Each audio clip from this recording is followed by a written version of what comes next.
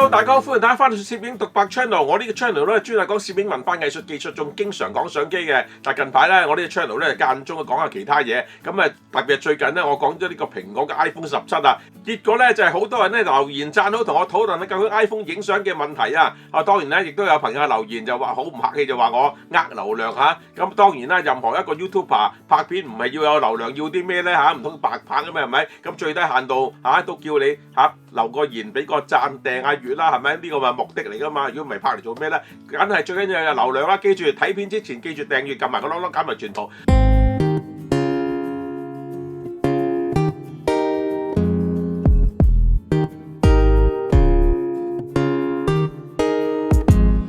嗱，呢次咧我同大家詳細啲講下，究竟 iPhone 17喺呢個影相上高有啲咩改良咗，希望詳細講清楚佢。咁咧就今日咧我就 click 入去準備買機㗎啦，但係買機嘅時間咧，我竟然係大嚇一跳，相當震驚。點解震驚咧？竟然係我係冇準時喺開賣嗰5秒鐘 click 入去蘋果度搶機，我係猶豫不決，直到48小時之後嘅剛才，我先入去買。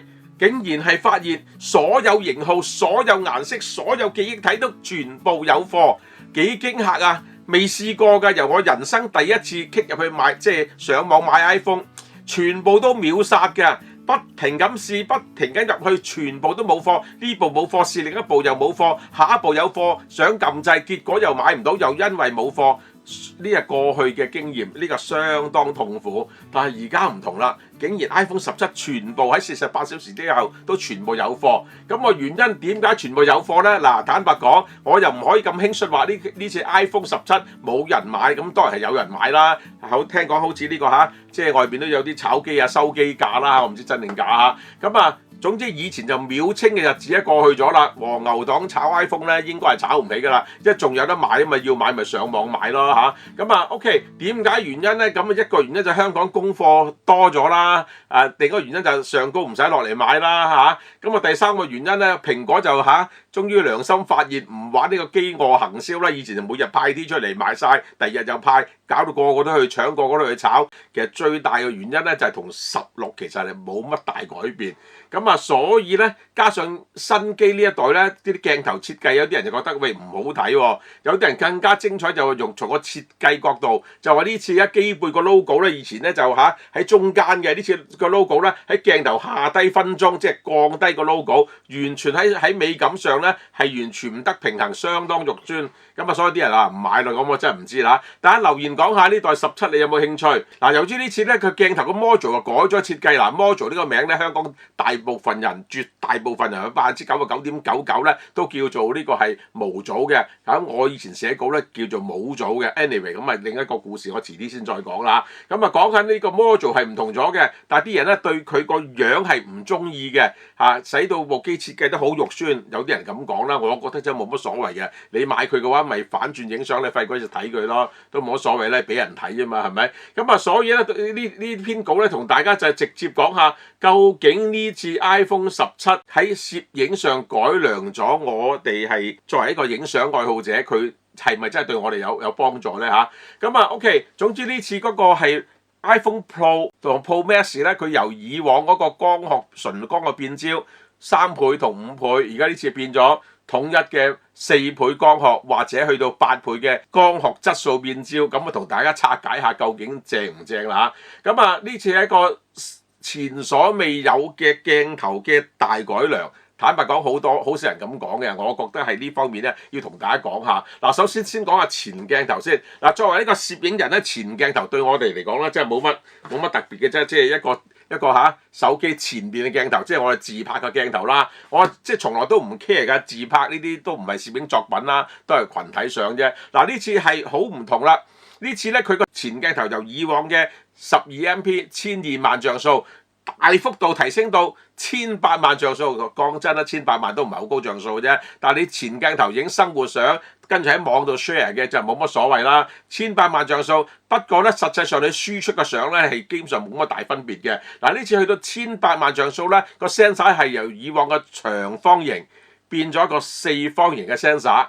咁你可能好有疑問點解個自拍鏡頭要用4方 sensor 咧？佢個好處就係以後我哋影相咧直到手機影群體相，唔使將佢打橫啦。好多朋友打橫嘅時候咧，隻手唔知點撳啊，即係唔知點算好。呢次咧蘋果就好正啦，用嗰個4方 sensor。咁當你影群體相嘅時候咧，人多咧，佢識得同你用呢個自動同你將個 sensor打橫，佢係 sensor 冇打橫嘅，即係個裁切同你打橫。總之你人多嘅時候咧，佢同你橫到去裁。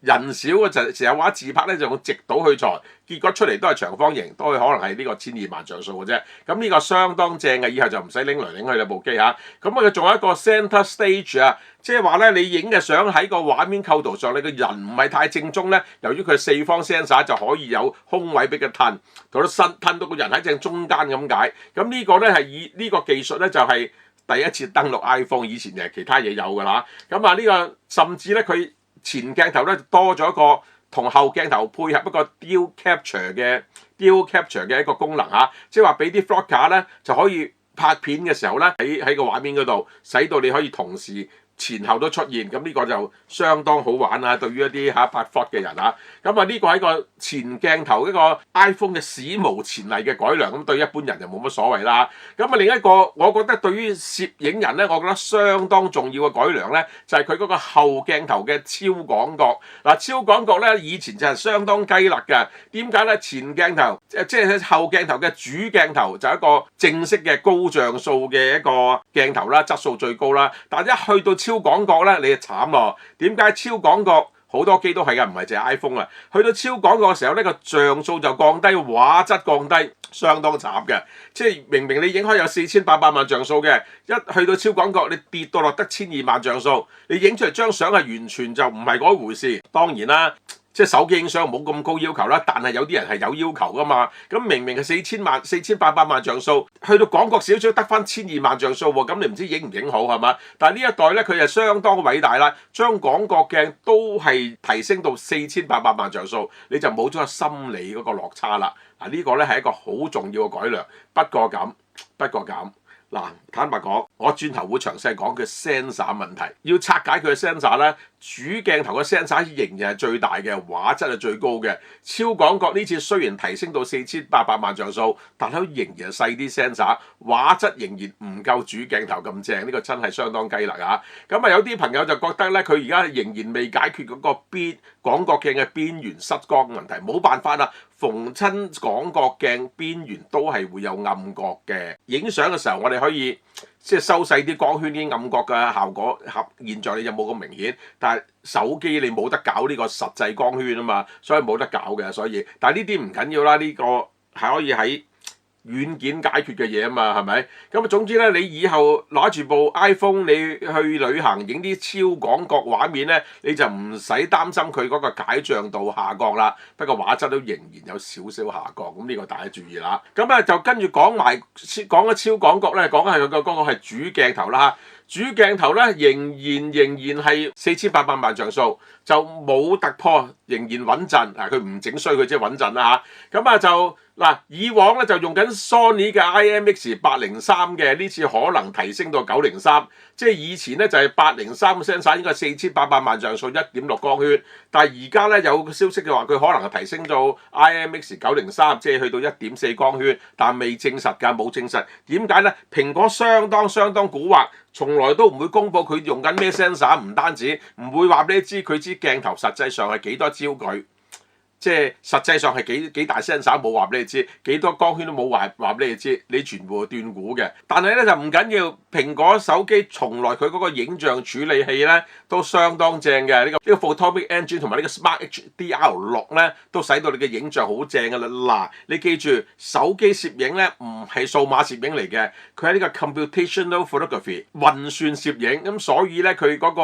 軟件嘅運算對影像嘅處理能力咧係相當重要嘅。蘋果呢方面做到好鬼正嘅 ，OK， 咁所以咧佢嘅影像雖然唔公佈俾你知咩 sensor，咁你大致上影一張睇得到都叫做靚嘅相咧，佢係做得到嘅，暗位細節同色彩都係正嘅。咁啊，另外咧佢拍片佢 ProRes RAW 啦，支援24MP 同48MP 輸出啦，呢方面我就唔拍片，我唔理啦，我買嚟都係影下硬照，即係當我冇帶相機嘅時候，我希望可以影啲相好啲咁解啫嚇。咁啊總之咧，佢主鏡頭咧係穩陣可靠嘅，你啊放心啦，你大家嚇。咁咧我其實最關注係支遠攝鏡，原先咧我就 target 買緊 iPhone 17。我覺得遠攝鏡算啦，冇乜所謂啦。我琴日睇一場演唱會，咁我終於明白到有呢個遠攝鏡咧對我係有幫助嘅。咁所以咧，我睇完演唱會翻嚟咧，今日咧即刻上去買部17 Pro 啦相。咁結果咧我就即係喺琴日嘅經驗，我覺得有遠攝鏡係好啲，因為我個光學變焦始終係爭啲啊嘛。咁啊，所以又諗住買17 Pro 啦，遠攝鏡好啲。咁啊，亦都細心發現嚇，其實先頭我就冇乜詳細睇嘅。原來17 Pro 同17 Pro Max 今一代嘅遠攝鏡係一模一樣，同上一代唔同啦。上一代咧，你要買到16 Pro Max 你先有支正啲嘅遠攝鏡。你買16 Pro 咧，你支遠攝鏡咧雞肋嚟嘅啫，得個3倍，冇乜用啊。咁啊16 Pro 咧得3倍光學變焦，等效77mm。77mm 人像鏡嚟嘅啫，遠乜鬼攝啊，係咪？咁當然有5倍嘅潛望光學嗰個16 Pro Max 咧，就有120mm。嗱呢一代咧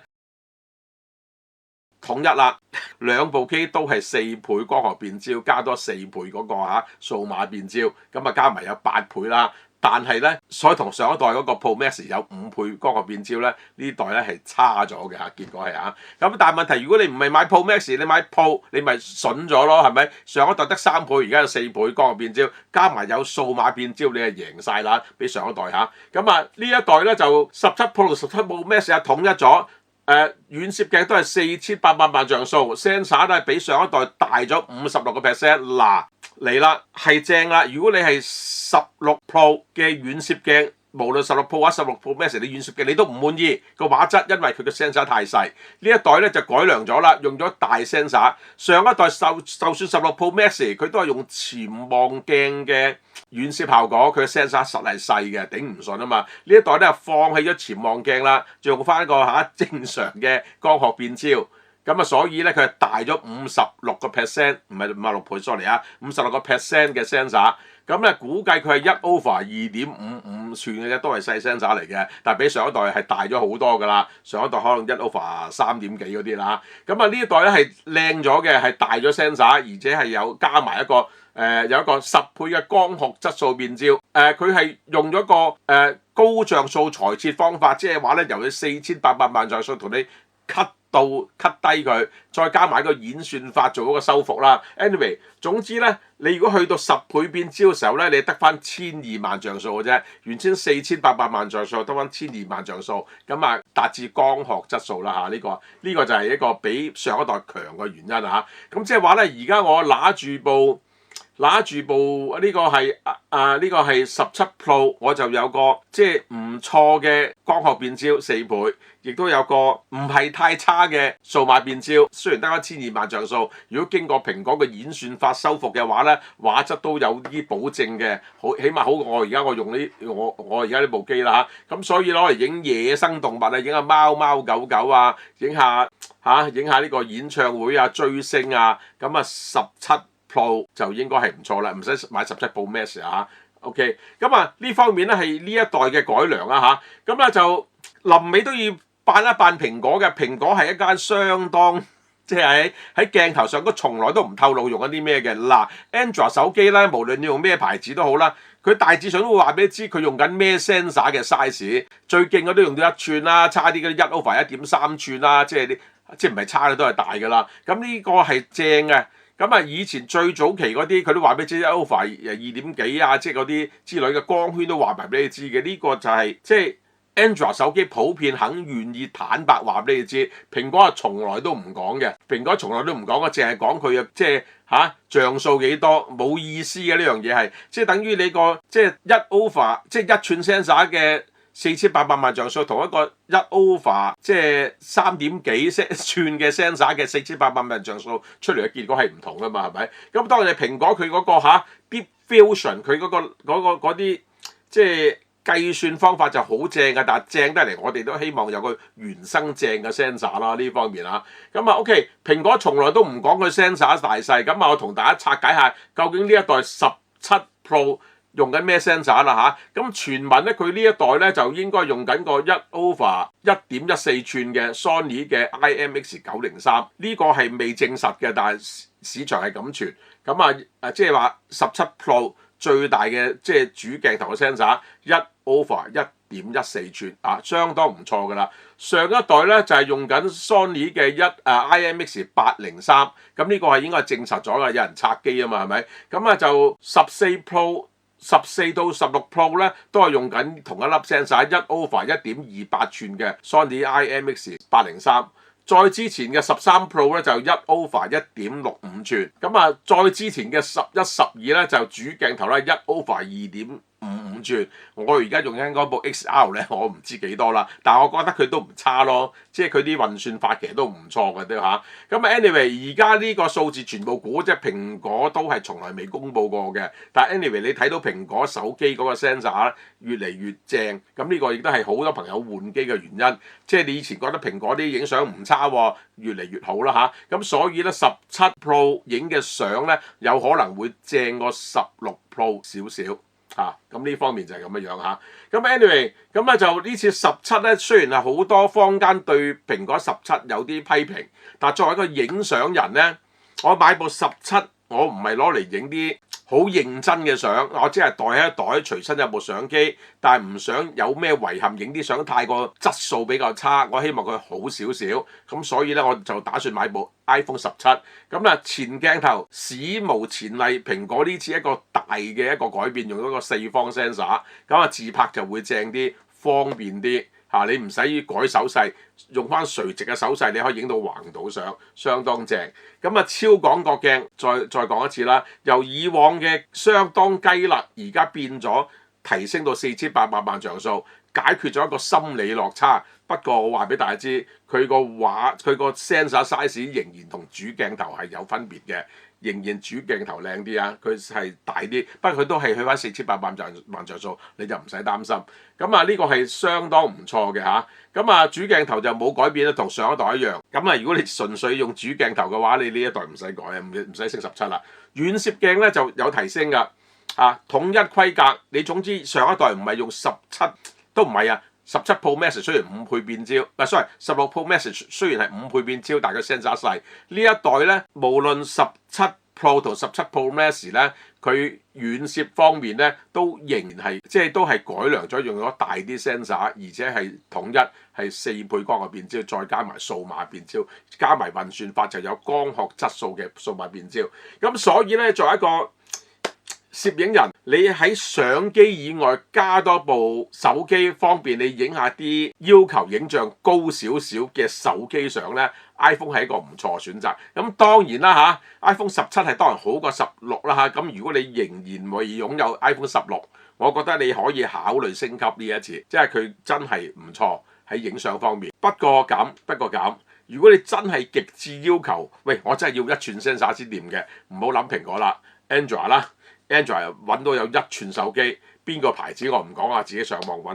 anyway 總之你如果真係追求畫質好要求高嘅，好似我有個網友講，影親相聽唔到啲快門聲係唔過癮嘅喎，咁咪用相機咯。同埋你千祈唔好用呢個電子快門個相機啊，全部靜音嘅，冇聲你聽。OK， 咁呢條片分享到此為止。畫面上咁擺到我推薦嘅台灣出版嘅正體中文攝影書。呢批書咧係我台灣出版商咧好穩陣地揾一啲好正嘅攝影書，買佢嘅版權，由英文、日文翻譯成為正體中文、繁體中文係易睇好多嘅。OK 咁呢批書咧，我揀過喺台灣嘅供應商嗰度咧，我哋一齊揀過啲值得香港朋友睇嘅。坦白講，攝影你要做得好啲，你一定要睇多啲書，不學無術，不學就冇技術。OK， 呢批書咧就睇完就包對你提升，無論咧新手、老手、高手，肯定有啲書啱你睇。香港書局買攝影書，大家都知道啦，相當艱苦嘅，書局又遠又細，攝影書架又少，攝影書更加少。你想一次過睇多啲攝影書，上高唔買都唔緊要，上去睇下，起碼你知道呢個世界有邊啲攝影書啱嘅，你就 click 一 click，個供應商咧就會喺台灣同你搜集到就寄嚟香港俾你，唔係寄，sorry噏錯咗，用順豐速遞搭飛機 ship 嚟香港俾你，運費相當貴。貴都叫你買，唔係你買1、2本你就要俾運費，買3本我供應商就揞埋個運費，即係話佢根本冇即係冇乜大着數啦，佢就揞埋俾你。你買3本佢真係冇乜着數嘅啫，你買4、5、6、7本啊，有啲朋友買10幾本㗎，咁我供應商咪有少少利潤賺下咯。但係為咗鼓勵大家睇書，買3本咧唔單止包你順豐運費，送多條 USB-C to C 嘅 PD 供電線俾你，真正快叉㗎，唔係嗰啲普通呢個 USB-C 線嚟㗎，一條快叉線嚟㗎。你插住個 power bank PD 供電插落你相機係充到電、供到電嘅，唔係一般呢個 USB-C 線㗎。你諗下，又要包運費又要送贈品，其實真係冇乜錢賺嘅。但係鼓勵大家睇書，呢個係我同供應商對香港讀者嘅承諾。OK， 希望買多少少啦，多少少佢有錢賺。你少嘅話，佢同你白做咁滯啦。OK，另外咧上邊上高咧買到我推薦嘅蔡司鏡頭紙，德國牌子、德國配方啊，真係俾大家睇下，就係呢一隻啦。同你香港坊間買到啲包裝係唔同嘅，唔係呢個包裝，係呢隻產品啫嚇。咁咧就呢個產品咧正嘅地方咧就可以咧有效地抹到你啲呢個係新嘅 packing， 新 packing 呢個係舊 packing 或者香港買到嘅 packing 係兩回事嚟㗎。我呢隻台灣買ship 嚟嘅咧係可以正到可以係裏邊寫到明呢個盒咧寫到明有蔡司獨特配方，同你香港一般買到嘅係兩回事，係唔同嘅。OK， 嗱買3盒 ，sorry 買1盒要俾運費，順豐到付；買2盒就包運費；買3盒送一條爬山繩相機帶；買4盒可以揀顏色。我俾張相大家睇下，好多朋友睇過我呢邊睇過啦。徠卡高層都係用爬山繩相機帶，孭佢好正嘅徠卡相機。點解咧？靚仔咯 ，OK。咁當然咧，唔係淨係徠卡啦，好多相機都得嘅。你部相機都可能會啱嘅，OK。總之你即係相機側邊有粒的突出嚟嗰啲咧，嗰啲相機咧全部都扣到呢隻相機帶嘅。上高就買到㗎啦，OK。拜拜。